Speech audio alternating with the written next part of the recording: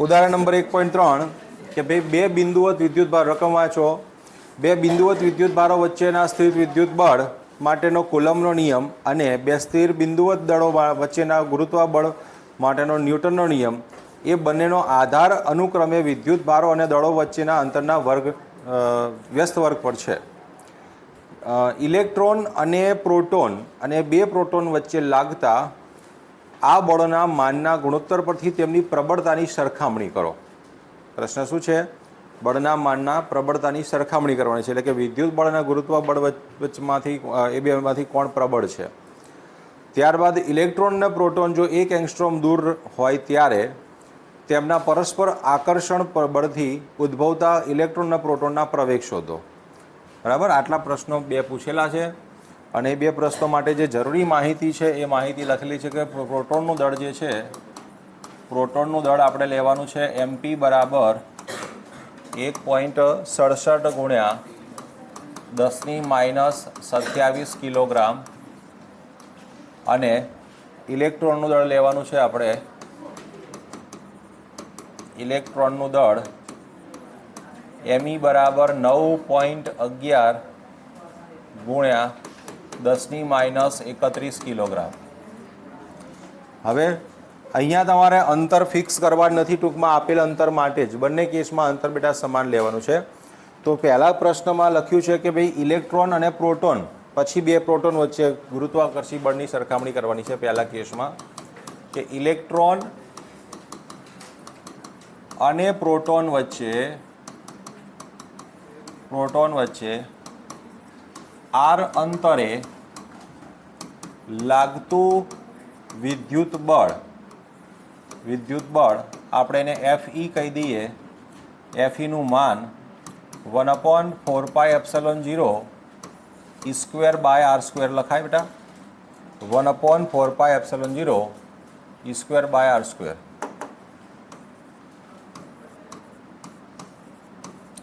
કારણ કે પ્રોટોન ને ઇલેક્ટ્રોન બંનેના વીજભાર જે છે બેટા સરખા છે. કેટલા છે? E જેટલા. Q બરાબર E થાય તો બે વખત E આવે એટલે E × E એટલે E² કર્યા છે આપણે અને અંતરનો વર્ગ થઈ જશે. તથા તેમની વચ્ચે લાગતું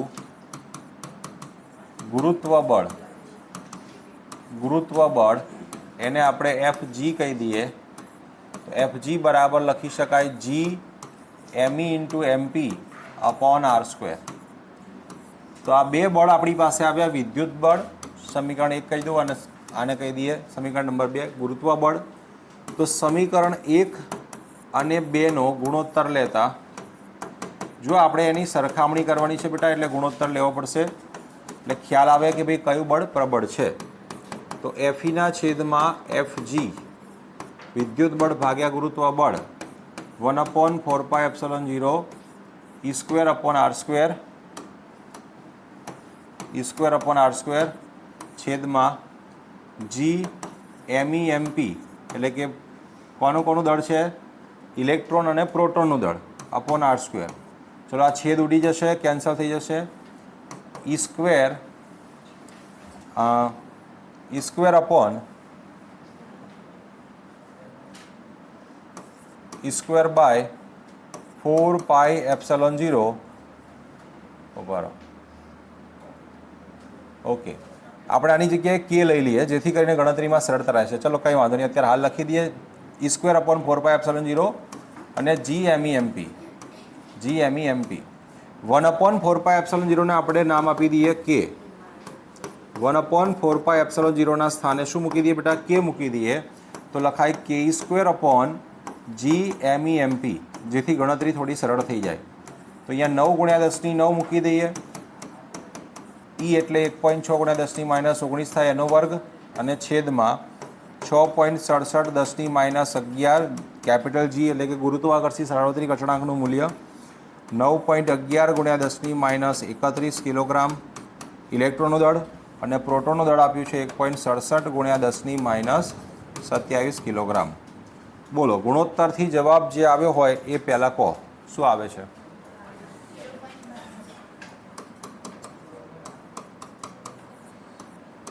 0.22.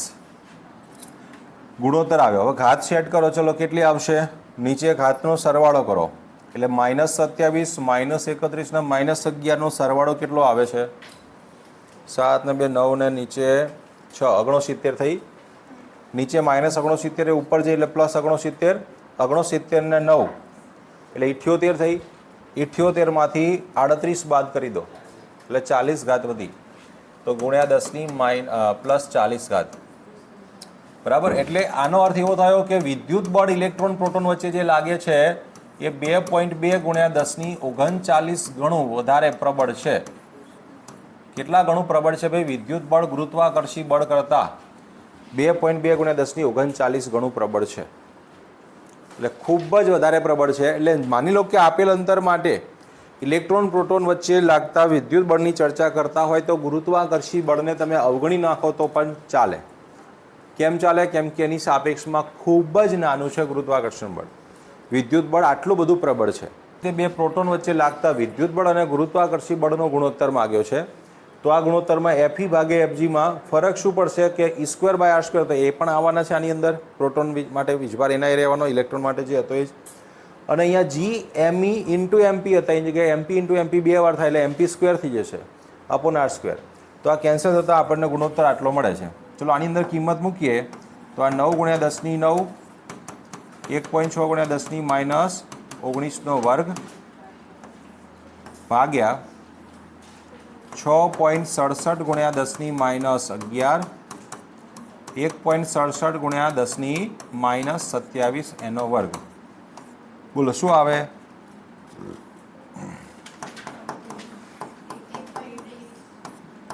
1.23. અને ઘાત બોલો કેટલી થઈ?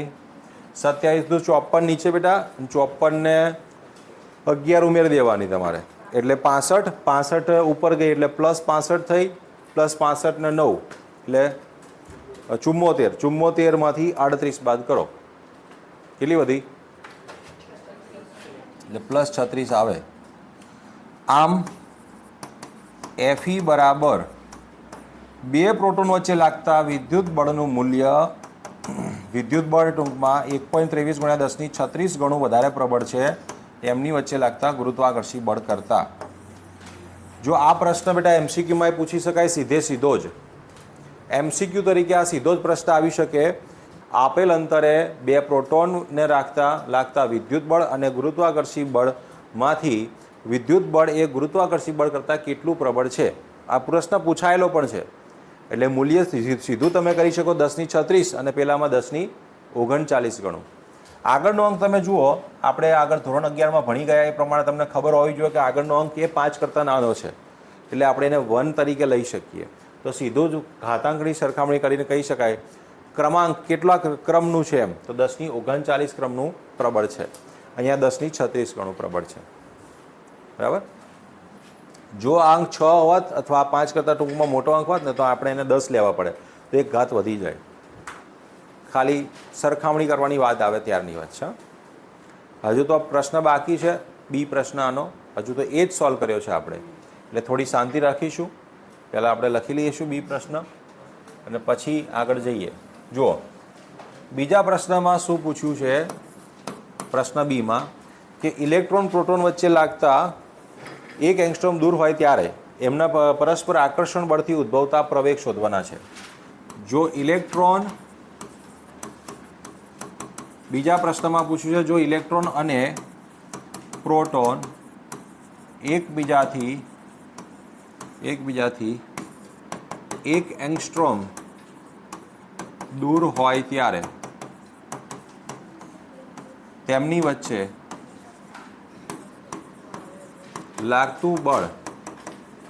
લાગતું વિદ્યુત બળ. જો અહીંયા ગુરુત્વાકર્ષણ બળ ધ્યાનમાં લીધું નથી મેં. કેમ નથી લીધું એનું કારણ આપણને એમાં જવાબ મળી ગયો. એમાં જોયું ને કે ગુરુત્વાકર્ષણ બળ બહુ જ નબળું છે આની સાપેક્ષમાં, એટલે આપણે એને અવગણી નાખીએ. તો જ્યારે પ્રવેગની ચર્ચા કરતા હોઈએ ત્યારે માત્ર ને માત્ર વિદ્યુત બળને ધ્યાનમાં લઈશું.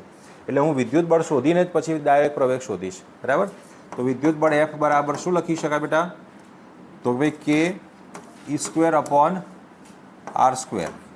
તો 9 × 10⁹ 1.6 × 10⁻19નો વર્ગ અને છેદમાં 1 એંગસ્ટ્રોમ એટલે બેટા 10⁻10 મીટર થાય એનો વર્ગ. હવે ઘણા છોકરાઓ ઘાતને પાછા વર્ગ કરી દે, 10નો વર્ગ 100 કરી નાખે ઘાત. યાદ રાખો ઘાત હંમેશા ગુણાય. તો એફઈનું મૂલ્ય કેટલું મળે છે બોલો? 23.04 અને ગુણ્યા 10ની ઘાત સેટ કરીએ તો આ 20 ઉપર ગઈ 29 થશે. 29માંથી 38 બાદ કરી નાખો, કેટલી વધી? -9. ઓકે, આટલા ન્યૂટન બળ મળ્યો આપણને. તો બેટા આ માત્ર બળ છે. હજુ આપણને શોધવાનું શું કીધું છે? ઇલેક્ટ્રોનને પ્રોટોનને મળતા પ્રવેગ શોધવાના કીધા છે. તો યાદ રાખો ન્યૂટનના ગતિના બીજા નિયમ અનુસાર, ન્યૂટનના ગતિના બીજા નિયમ મુજબ ઇલેક્ટ્રોનને મળતો પ્રવેગ બેટા શોધવો હોય તો પ્રવેગ બરાબર લખાય બળ ભાગ્યા દળ. બરાબર? તો અહીંયા આપણી પાસે ઇલેક્ટ્રોન માટે પ્રવેગ એટલે એ લખી દઈએ. વિદ્યુત બળ તો છે જ, ભાગ્યા કયું દળ? એમઈ, ઇલેક્ટ્રોનનું દળ. ઇલેક્ટ્રોનને પ્રવેગ મળે છે તો ઇલેક્ટ્રોનના દળ વડે ભાગો એને. તો 23.04 ગુણ્યા 10⁻9 ભાગ્યા 9.11 ગુણ્યા 10⁻31. બોલો શું જવાબ લાવ્યા? 2.52 ગુણ્યા 10ની ઘાત કેટલી રહેશે? 31 ઉપર જઈને -9 એટલે 22 મીટર પ્રતિ સેકન્ડ સ્ક્વેર. આટલો પ્રવેગ ઇલેક્ટ્રોનને મળશે. તો હવે પ્રોટોનને મળતો પ્રવેગ આ જ રીતે પ્રોટોનને મળતો પ્રવેગ એપી બરાબર Fe/mp. 23.04 ગુણ્યા 10⁻9 છેદમાં શું રહેશે? 1.67 ગુણ્યા 10⁻27. પ્રોટોનના દળથી ભાગવાનું રહેશે. બોલો શું જવાબ આવ્યો? 13.79 ગુણ્યા 10⁻27 ઉપર ગઈ એટલે 18 રહી. ઓકે, એટલે 1 પોઈન્ટ તમે આને 38 કરી શકો છો ગુણ્યા 10ની ડાબી બાજુ ખસીએ છીએ એટલે 19 મીટર પ્રતિ સેકન્ડ સ્ક્વેર. કોને મળતો પ્રવેગ મોટો છે જુઓ તો જરા. બંને માટે બળનું માન સમાન છે જુઓ. તો જેનું દળ ઓછું હોય એને પ્રવેગ વધુ મળે, જેનું દળ વધારે હોય એને પ્રવેગ ઓછો મળે. કારણ કે પ્રવેગ એ સીધું દેખાય છે દળના વ્યસ્ત પ્રમાણમાં છે. બળનું માન બે માટે સરખું છે માટે કહી શકાય એ ચલે છે 1/m. જેનું દળ ઓછું એને પ્રવેગ વધુ મળશે, જેનું દળ વધારે છે એને પ્રવેગ ઓછો મળશે. બોલો ક્લિયર? હવે લખી શકો તમે.